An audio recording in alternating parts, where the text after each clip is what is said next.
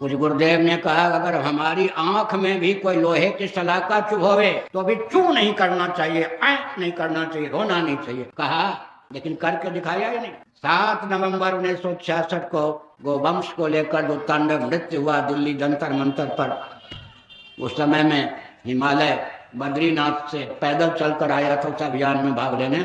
66 की बात यह है, इस पद पर तो मैं 92 में आया। मेरी आंखों के सामने गोलीकांड अग्निकांड सब हुआ। पूज्य गुरुदेव सुरक्षित रहे और 9 नवंबर को उन्होंने जेल यात्रा की दृष्टि से पूजन के बाद स्वयं चल पड़े दंड लेकर। किसी को नहीं कहा कि मेरे साथ चलो। महाराज कहाँ जा रहे? अरे अभियान को पूरा करना है, गोवंश की रक्षा के लिए चलना है। झटपट 5-7 व्यक्ति पीछे लग गए और महाराज को कारागार तिहाड़ जेल में बंद किया गया। मैं बद्रीनाथ से चलकर ऋषिकेश और ऋषिकेश से पैदल चलकर आया था। निगमबोध घाट के पास श्मशान में रहा था। कोई आश्रम में टिकने नहीं देता, भिखारी जैसा वेश था।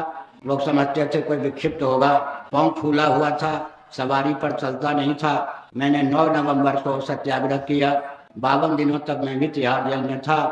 कुछ गुरुदेव का नित्य ही प्रवचन सुना करता था। लेकिन एक दिन ऐसी घटना घटी कि 24 घंटे पहले योजनाबद्ध ढंग से खूनी कैदियों के बेड़ी हटकरी तिहाड़ जेल में क्या से मुक्त कर दिए गए। खूनी कैदियों के बेड़ी हटकरी मुक्त कर दिए गए। दिल्ली में जनसंघ का शासन था, केंद्र में इंदिरा गांधी थी, कांग्रेस की ओर से प्रधानमंत्री, तब की घटना है। लोहे के छड़ लेकर वे खूनी कैदी गोभक्त संतों को पीटते हुए चले आए और कुछ गुरुदेव को जेल में मरवा डालने का अभियान था।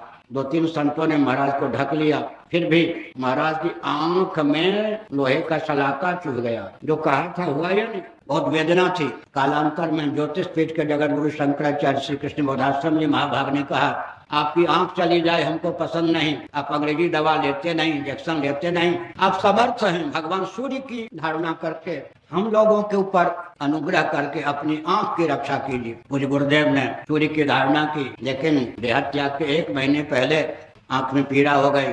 मुझसे कहा देखो बहुत असह्य दर्द है, आंख में वेदना है। उस वेदना की स्थिति में ही भगवान का पूजन करके माघ शुक्ल चतुर्दशी के दिन मध्याह्न काल में पुष्य नक्षत्र में गंगा की ओर केदार घाट में मुख करके पद्मासन पर बैठकर पूज्य गुरुदेव ने शरीर छोड़ा।